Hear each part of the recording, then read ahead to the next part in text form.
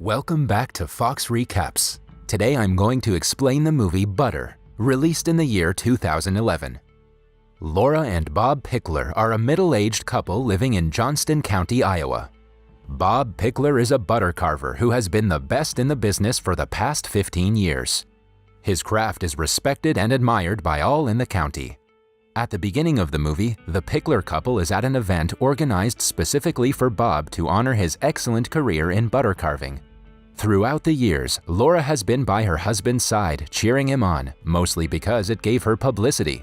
She calls themselves a royal couple of butter carving. At the event, the story of Bob's struggle and the origin of his passion for butter crafting is told. His most recent sculpture, the life-sized replica of The Last Supper, is the centerpiece of the show that everyone loves.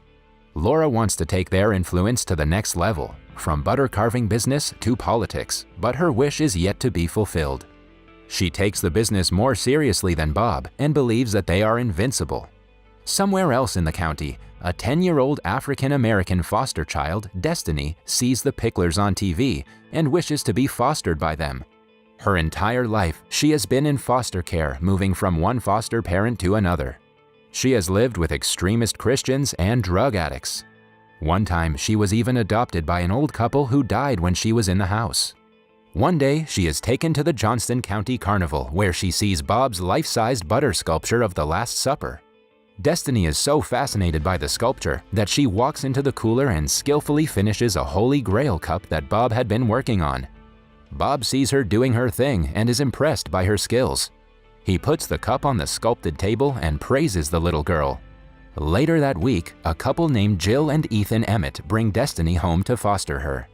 They are excited to have added a new member to the family, but Destiny isn't so stoked. She has moved into several houses and believes that her stay with the Emmets will be a short one. The couple brings her to her new bedroom that they have personalized by painting it pink. They also ask her if she needs anything and assure her that she is safe to talk about anything with them. In the meantime, because of his dominance, Bob is requested to abstain from future butter sculpting competitions to give others a chance. Bob politely agrees to retire from participating and is happy to be on the judging panel. However, the state head judge Orville is worried about Laura because of how seriously she takes the competition. He is almost scared she will attack him for asking Bob to retire. At home, when she is informed of the matter, she knocks down a vase. She even threatens to call the governor to kick Orville out of the position for proposing such an absurd idea. For Laura, their butter sculpting business is her only pride and joy in life. It is the only thing keeping her relevant in society, so she doesn't want to give up on it ever. She belittles her husband for not standing up for himself and claims it would have been better if she had married Boyd Bolton, her high school sweetheart and a car dealership owner. Bob, who is used to being insulted by her, is still hurt. He storms out of the house and drives away as Laura yells at him. Amidst all this, Bob's daughter from his first marriage, Caitlin Pickler, stays outside listening to music. She is used to her parents fighting, so it doesn't bother her as much. Following that, Laura drives to Orville's house to talk about Bob's retirement. The old man hides in his bedroom, scared of her. At last, his wife has to send Laura away. In the meantime, Bob goes to a strip club and locks eyes with a stripper named Brooke. She seductively gives him a lap dance and offers to take things further if he gives her enough money. The pair have sexual intercourse in his car but are caught by Laura, who is driving back to his house. She crashes her car into Bob's car, disrupting his meeting with Brooke. After returning home, she asks him to sleep on the couch for the night, but Bob has been doing that for years now. Both husband and wife are miserable in their relationship, but Laura has to stay with him to stay relevant in society. She blabbers about how they have to prepare for the next competition. When Bob says for the 100th time that he is not competing, she claims that she will be competing this year. She believes that no other than a Pickler can win the butter sculpting competition, and if Bob cannot do it, then she will. The following day, Destiny goes to her new school, which has all white teachers and students. She narrates that everyone is very nice to her, although they stare at her a lot. When she returns home, she tells Ethan that she needs something. Ethan is ready to get her anything and believes that she will ask for dolls or stationery. However, he is surprised when she asks for 200 pounds of butter. After looking at Bob's butter sculpture, she is interested in sculpting on her own. Somewhere else, the Picklers are getting ready for dinner. Laura announces to Caitlin that she will be competing in place of Bob this year. Caitlin just laughs at the thought, claiming that Laura doesn't know anything about sculpting. Right then, someone rings the doorbell. When Bob checks the door, he is surprised to see Brooke outside. She has come to ask for the $600 that he owes her for the sexual favor. He manages to send her away, but Brooke is persistent about getting her money back. Back at Emmett's home, Destiny carves little figures from butter. Jill praises her talent and encourages her to continue. The following day, Laura goes to the County Civic Center to get her name down for the competition. The presenter, Nancy, is shocked at her interest, but she writes her name down anyway. Following that, Laura's old friend, Carol Ann, also registers herself for the competition. At Destiny's request, Ethan brings her down to do the same. Since there is no age restriction in the competition, she gets to participate in it as well. Then, to everyone's surprise, Brooke also arrives there claiming to be interested in butter sculpting. When Laura insults her clothes and her profession, she angrily writes her name down and promises to destroy her. Following that, both Destiny and Laura start preparing for the upcoming competition. Laura makes considerable progress, mainly because she has been watching Bob do it for so many years. But Destiny is also as good as her. On the day of the competition, a crowd gathers to watch the contestants build the sculptures. Destiny builds a beautiful statue of Harriet Tubman on a train, while Laura builds a family of 3 dining together. Carol Ann, on the other hand, makes a poorly built sculpture of cats in a basket. Brooke arrives only at the last minute and simply makes a smiley face on the block of butter. Before judgment, all of them have to say something about their art. Destiny gives a heartfelt speech about being a black orphan. She and Laura are the top 2, and at last, the result is announced in her favor. Laura is left devastated. She doesn't want to lose the competition yet, so she thinks of a plan to make things work. The very next day, she goes to meet her high school sweetheart, Boyd Bolton.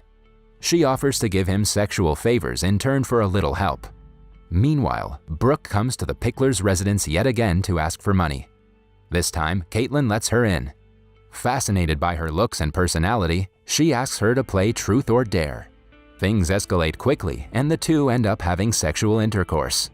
Brooke still asks her for the money that Bob owes her, and Caitlin agrees to return it. The following day, Ethan is asked to bring Destiny to a butter company's headquarters to discuss a problem. When everyone is there, Boyd claims that he was paid by Ethan to help Destiny make the sculpture that made her win. Even though they made the sculpture in front of everyone and the accusation has no basis, Destiny agrees to a rematch between her and Laura. After the meeting, Laura is satisfied to have gotten what she wanted.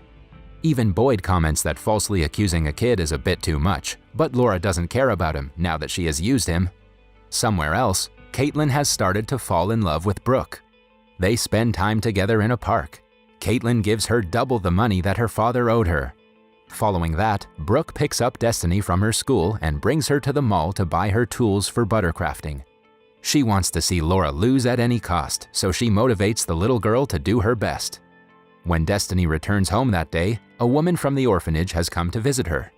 They have finally found out about her biological parents. She is handed a picture of her late mother holding her when she was just a baby. At night, the little girl prays to God, saying that she forgives her mother for putting her in the orphanage. The next day is the Iowa State Fair and the day of the grand competition. A huge crowd has gathered to watch both Destiny and Laura perform. After hours worth of work, both of them create beautiful pieces and leave the crowd in awe. Destiny has made a sculpture of her and her mother as she had seen in the picture, while Laura has depicted JFK's assassination. The results are said to be announced the next day. After the program, everyone leaves, but Laura stays for a little bit longer. When the hall is empty, Boyd arrives there and melts the face of the baby in Destiny's sculpture. He does this to get Laura's attention again. The next morning, Destiny, along with the Emmett family, arrive at the hall and are surprised to see her sculpture is ruined. Ethan tries to argue with the jury, but they claim that they have already started deliberation, so it cannot be changed. An enraged Ethan makes fun of the competition, saying that butter should be put on toast. He has to be restrained by security at last. A while later, Laura and Destiny bump into each other in the restroom. Destiny wishes her luck, but Laura is too proud to shake her hand. Moments later, she says that since Destiny is only a child, she still can do a lot of things in her life, but this is her only chance at relevancy. Hearing her open up about her feelings, Destiny feels bad for Laura. It is finally the time to announce the winner. Orville comes to the stage and claims that most people who have participated in the competition over the years create outstanding structures, but only some of them can create true art. They declare that the melting face of the baby in Destiny's sculpture is a representation of postnatal abandonment. Because of the deep meaning in her art, they declare her the winner yet again. The crowd erupts in a loud cheer for her. She walks up to Laura and tells her that she can do much more than a butter sculpting competition. The two hug each other, forgetting their rivalry. Sometime later, Destiny is officially adopted by Jill and Ethan. Laura, on the other hand, is running for governor, as ambitious as ever. That was all from the video. I hope you liked it. Subscribe for more content like this and hit the like button to help us out. Also, leave a comment if you want us to recap your favorite movie. Until next time, take care.